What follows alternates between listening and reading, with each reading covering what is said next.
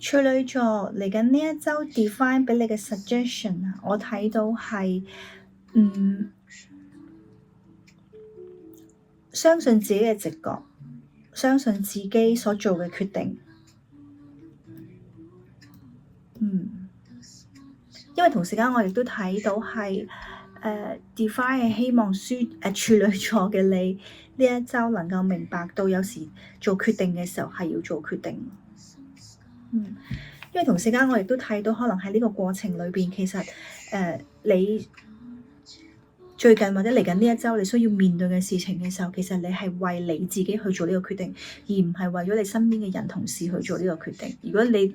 處女座嘅你嚟緊呢一周你需要面對嘅事情嘅時候，其實可能你會俾身邊嘅事情啊或者人啊去干擾咗你去做一個決定。但係其實你一定要諗清楚，就係當你做你每一個決定嘅時候，其實係為你自己嘅人生，而唔係為你身邊嘅人去做呢個決定咯。因為人哋